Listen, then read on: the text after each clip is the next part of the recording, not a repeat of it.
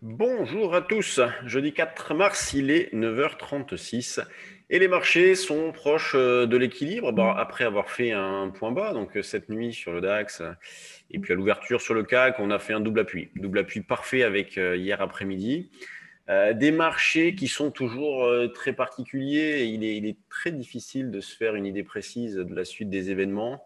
Euh, on a toujours cette alternance hausse-baisse avec des contre-pieds violents, à l'image une nouvelle fois de ce qui s'est passé hier, avec un nouveau plus haut et puis derrière 90 points de baisse. Donc c'est quand même des mouvements qui sont forts. Toujours un marché qui manque de conviction et c'est flagrant.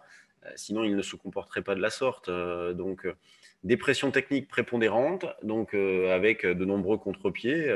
Et vous voyez, c'est terrible ce marché-là. Ce matin, j'en discutais avec un trader pro sur les actions qui me disait oh là là, qu'est-ce que tu penses du marché? Moi, j'ai envie de tout liquider là, à l'ouverture. Je trouve que c'est moche. Les US, c'est pas beau. Le CAC, on a peut-être fait un point haut. Et je dis oui, c'est vrai qu'on a envie de le penser, mais on l'a vu combien de fois le scénario d'un marché qui se reprend en ligne droite peu après l'ouverture, et c'est ce qu'on a encore aujourd'hui. Vous voyez, cette discussion-là, on l'avait à 8h30. Et depuis, eh bien, le marché a repris une quarantaine de points, allez, 30 points par rapport à 8h30, et on revient donc sur les plus hauts de la phase d'hier après-midi, hier de fin de séance. C'est pas évident. Donc, ce qui est intéressant, c'est la volatilité qui permet d'accumuler quelques écarts. Il faut parfois être capable de supporter des écarts aussi, puisqu'on a des mouvements qui sont en ligne droite pour pas grand-chose et il n'est pas toujours évident d'accrocher les points bas. Donc il faut être patient, il ne faut pas trop en faire, il faut faire preuve de prudence. Il y a des choses à mettre en place du côté des options. Moi, je vous disais qu'hier, j'avais mis en place un put synthétique sur le DAX. Bon, bah, il a été mis en place dans d'excellentes conditions, puisque je l'ai fait il y a 14 170, 15.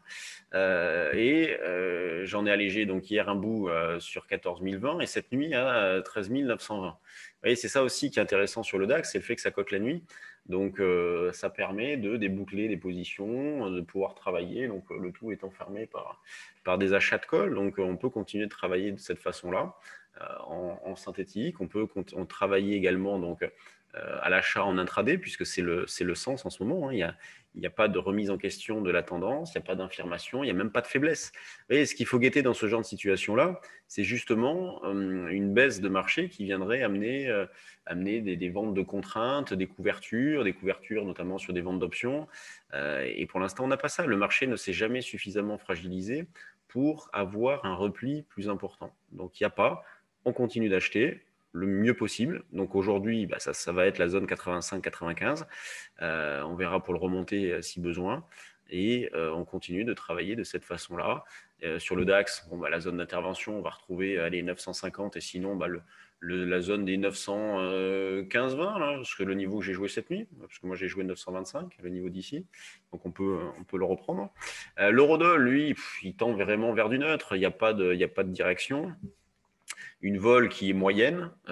C'est pas un grand moment hein, sur l'eurodoll, là, faut se le dire.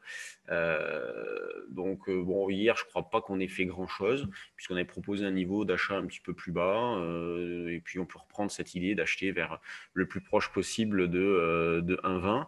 Euh, pour jouer un nouvel appui avec la zone, et puis on se rapproche d'un niveau d'infirmation vers un 20. Il y a un niveau d'infirmation pas trop loin, donc on peut travailler de cette façon-là. Et regardez, les indices qui continuent de monter, hein, 40, 47, 25. Donc on arrive sur des niveaux de résistance là, des niveaux de résistance intraday. Sur les actions, alors il y a des divergences qui sont toujours très fortes. Alors déjà ce matin, il y a des réactions à des publications, des divergences qui sont assez fortes sur les actions. Alors vous avez Vivendi, il y a eu une annonce ce matin comme quoi Vivendi s'intéresserait à M6.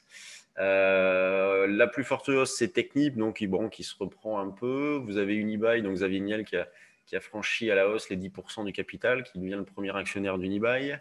Ensuite, vous avez Sanofi, le soldat Sanofi qui repart. Donc, la FDA va accepter d'étudier des produits contre l'asthme de Sanofi. Bon, Sanofi qui accumule point bas. C'est quand même la déception de ces derniers mois, Sanofi. Ensuite, les grosses pondérations, L'Oréal, bon, RAS, Air Liquide, RAS, Total qui reste en haut, et ensuite, je vais chercher LVMH. Où est LVMH? Ici, donc LVMH qui est en haut aussi, donc il n'y a pas de problème. Vous voyez, ça va dans le sens d'une poursuite du comportement actuel du marché sans grosse faiblesse et avec des probabilités de rebondir qui sont supérieures. Quand on regarde au niveau des screeners, qu'est-ce que nous avons? Donc là, on va passer directement au 1 quart.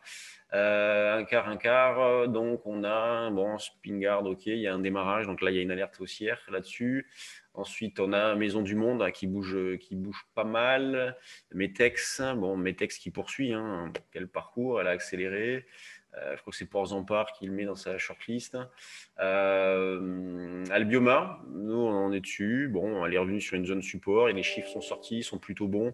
Et on voit quand même qu'elle est vite coiffée, cette valeur-là, puisqu'elle était en hausse de 4 et quelques % tout à l'heure. Maintenant, elle est en hausse de 2.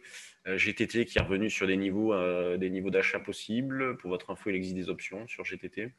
Et vous voyez, au niveau des volumes, BNP, Sanofi, donc plutôt les grosses pondérations.